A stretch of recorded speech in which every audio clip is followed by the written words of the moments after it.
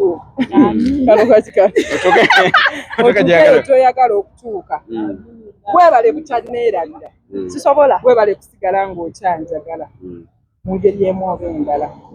Nsiimye simanyi bigambo byesobola kukozesa naye nsiimye n'abantu bano eno bonna Fatia Lujja, Morris, Agnes Nakawooya kubanga bo ebyabwe bibaddewo nga sibeerawo.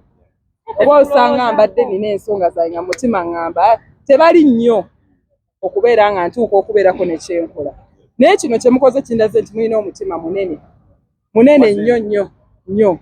Era nga nsiimye nnyo okuva ku ntobo y'omutima gwange Fatia, Morris ne Agnes. Nsanyuse nnyo ge mazima nnyo. Mukama abampeera omukisa. Kati za lwaki wasazeewo kubanga nga ani okimukolera wenga gwe kuba ekyamazima ekirozo tetwakirina naye gwe abadde nakyo lwaki osazeewo gamba nti nno ani mbutuufu akigwana?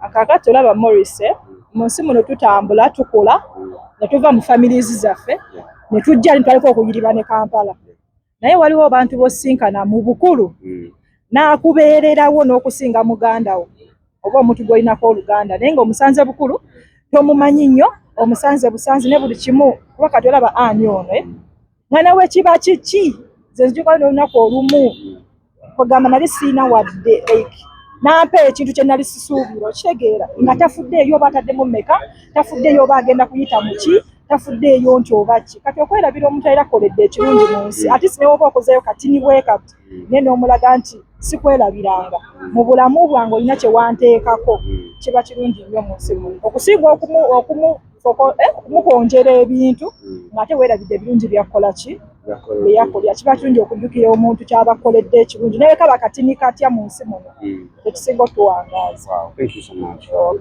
Ntoro togoje Ntoro I'm fine. Oli otya? Nze mukwano gwoyo. Gyebale. Nkaale. Nawe gyebale. Bamukoledde birthday onakola era ebadde surprise nga yama. Osuubira abadde agwana okubeera nga surprise. She deserves the walodi. Why? Because she's that person that I like most, that is likable by the people, that is so sweet, humble, slim, portable, cute, slender. Mpulanga njagala muwana ebiwano byonna mbimalayo. She's a sweet girl. Yes, she deserves to be surprised and she deserves the walodi. Alina boyfriend? Gwobeera naye nnyo? Siri nnyo suwa.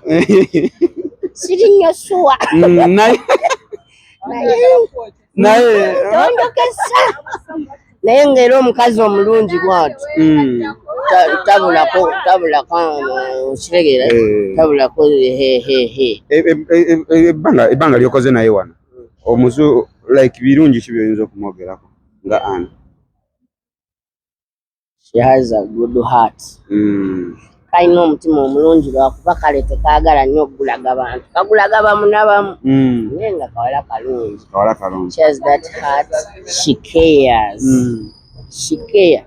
Bikyamu ono kuba manyi nze nkola naye nanga alina bye yali ankoze mutuufu nempulira nga nvuddeko engamba naye ani ono singa kikibadde kinali muyisizaamu eŋŋoomi naye olw'okuba nze ndi musajja ngamba kati gwe kiki yali akoze n'owulira nga mutuufu ani gwolwo wali ogenda muyisaamu sisobola mukuba kati nalaba nze nsobola okuboya ne wanyiiza. Kale kati kiki yali akoze gwe n'owulira nga mutuufu akuggyeeko yanyiiza lwawo okunyiiga so takunyiizangako kanyiizangako just bandwawo okunyiiga buli kintu nawe kijja nga kinyiiza nze nkitwala slight so kati tanyiizangako naye nga kyemmanyi asobola okunyiiza naye tanyiizangako. Film ya Romantic Entertainment gyewali olabye ng'azannya nekunyumira paati n'alaba n'ogamba eya Allen. Oyo omwana mukambwe munaku zino asabula akubye bane yakubye karakita ya Allen ate baali bamumanyiddemu ere eya Mandela ate eno yatabuseemu eno mulalamu era nze kati mbeera kuli bwenti Ninda Allen. Yawasa Neri. Namuteeka mu maka. Naye nga kya muntu omukyala gokulanga omukyala awasa omwami ate namuteekako amateeka. Nange ndi wano noonya mpasa. Sinaako buzibu. Gwe toginako buzibu? Sina buzibu mukazi kuwasa musajja. Dayira walayi. Era ninda akyala waffe. Naye bafuga olina omukyala asaba tunula mu kamera njagala ekikyala kisobola okukyala ewaka kireete ku bintu nange nfulume nga nsamba gawundi. Abasajja tetusamba gawundi tusamba kanzu nga tugamba ebintu tubirye. Leete kabo ka mulenzi. Ekolo tekaba kabo ka muwala. Ate kaba ka muwala kaba ka mulenzi. Ataddemu bu apple n'obuntuntu obuli awo bulala. Nga kugamba nsooka njogerawo obugambo obuli sweet. Obwa green. Obwa green. Ntereddemu kano ka apple ka green. Nze omukazi okumpasa sikirinako buzibu. Tokinako buzibu. Ntereddemu kano ka champagne kakujjukize nga buli lw'okanywako. Mukwano awo taata ambuuze mwana wange omukyala gw'osiimye omutuufu mugambe yes dad. Mukyala mulungi. Omukyala gw'osiimye mutuufu. Buno obubaka butuuse bwa Fatiya Lujja. Buno baka mbutuuse bwa Fatiya Lujja. Mugambe ne kayina gayo oli ono gayo kano gayo gwe katero gamba mbuno ndi kakyalako oli gayo. Kimanyi naye okamukimanyi okagamba kati tugenda kukola tuti njaguma onooguma njagala nsobola obeera namba 2. Nsobola obeera namba 2. Osobola obeera namba 2. Hello, how are you sweetie? Mama. Queen. Oh yeah. Kati mwana nange kafati yako sikategeera olumukaga aba alimba content ebyakaye bifo kaye kisobola okukkiriza date nga kaye lwaki natunawo okubeera nga tibalina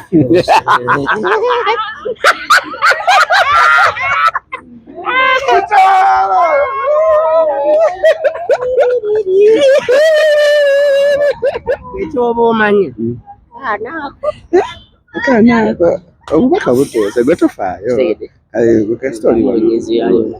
genda kunyigamu walisu ennaku zino ninamu nakamala okujjuza bativale bayizawe kitegeera kamala okuba bativale kajjo bakakuweko kuhaaga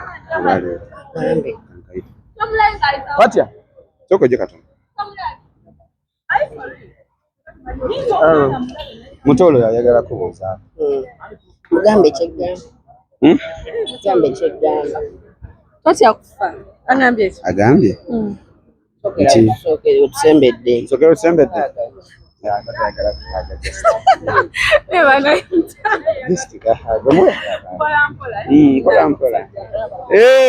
Owulira ekyasoosezza. Eyogeza. Omusajja alaba nsobola obeera namba 2. Yeah. Olinaaba nga nsavingira bweru nga nsavingira Uganda. Ebyebulaya ate obitegedde otya? Ova mu relationship y'ebyo eyo nammwe. Oli mu nsi yonna olinga ali ku kyeyo. Tegeera. Nomala emyaka okuba nnyo ssebo kiki obuzibu kiki muli kiki kyonjagaza? No. Sawa pointi zange. Ng'omuntu ayisizaawo ekyo. Kati ki Morris kati ki? Namba ya simu. Stol, leta simu. Omanyi oli muganda wange n'olaba ompaayo bw'otyo mu kamera. Namba ya simu. Nate nataddewo ne keyboard. Ogirabe? Ono serebo wange siiza mutamuwa naawe.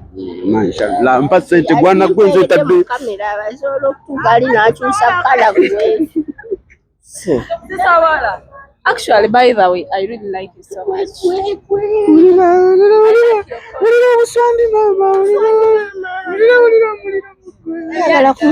Bakwagala nga serebu singa omungu. And I'm so proud of you. Njagala nga wendi. Oli bulungi. Ndi bulungi, yenze ndi bulungi. Ali bulungi omulabyeko. Ndabako akamogo. Ntalo ziriwa zendeese omusajja ayeese birowoozo. Kambuuze ku bantu ebintu bya Mutolo biwanvu muko munaye sijja bisobola. Tobisobole? Ngeri kati nenze tumaye bya Burana.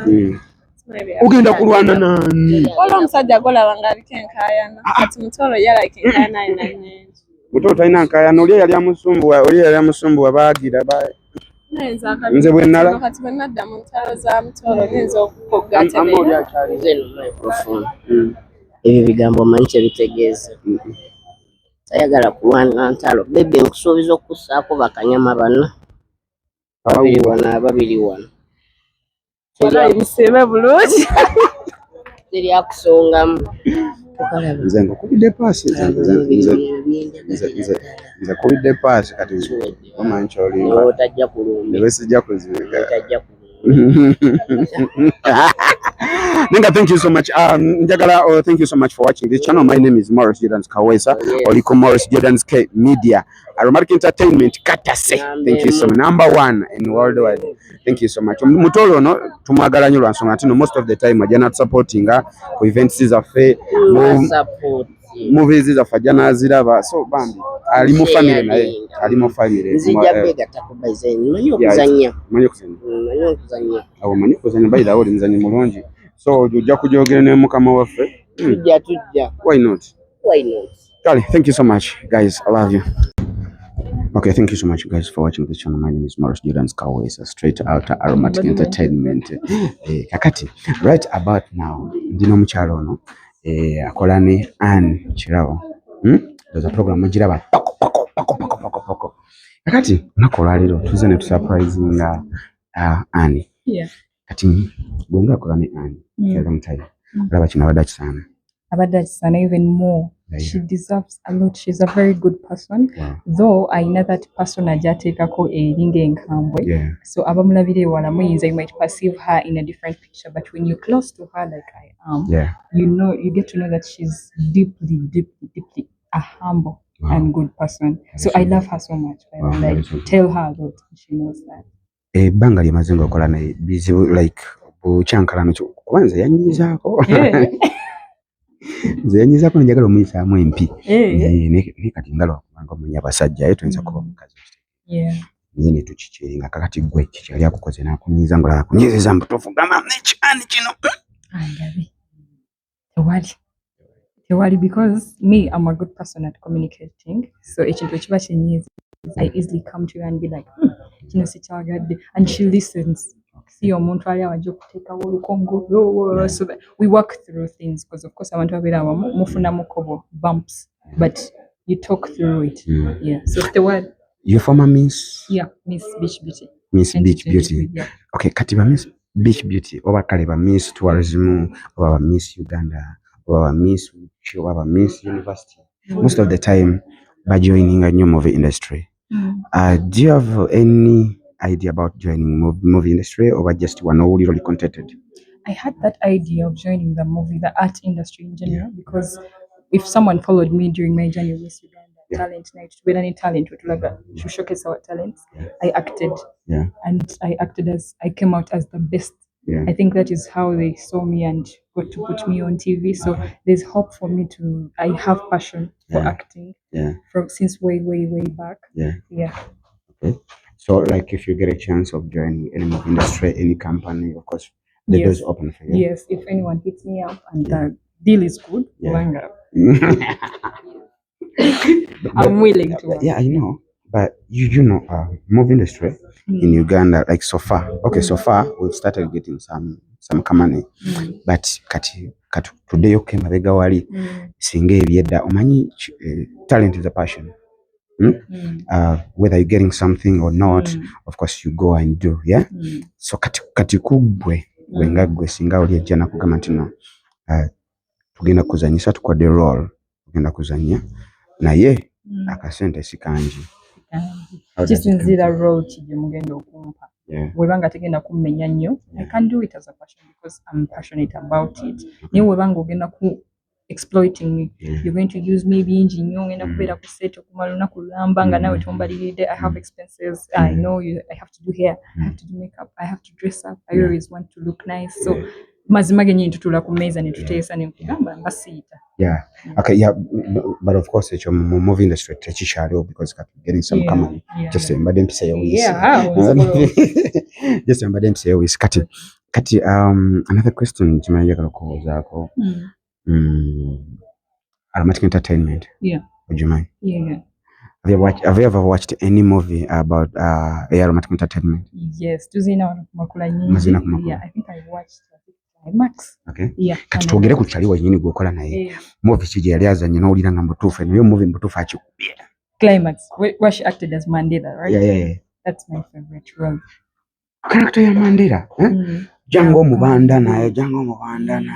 No, Velvet Greater Mask. I like that. It relates to a lot of women. Seeing a female acting like an alpha in a movie. Yeah. To me, it speaks to me because she does something like do it for us. Yeah. So I like that character. Okay. All right. Thank you so much, guys, for watching this. And ono gwemba dinaye. Mchala wamanyi atuyangirire then amale atusiwe. Okay. Amanya gange nze Jovia Nansamba nkola ku Makula Chika ni Makula Kazanyo as a TV presenter on a show called Poco. I'm also former Miss Beach Beauty, Miss Uganda Beach Beauty 2023-2024. Anything chotalaga kulekayo kawalekayo omola inaali eyo wekiririzeemu. Keep on pushing. Ikintu nagwe kyowulira nti kyoyagala Mukama musabe awulira luliba olwo akaseera ko kalituuka. Kale, thank you so much, guys. We love you so much. My name is Marosh Jordan Kawesa, straight out of Aromatic Entertainment. Tuli Kumakula Chika. Thank you. Subscribe, like, and comment, and share. Love you. This is Jovia. Ate Jovia wakabiye.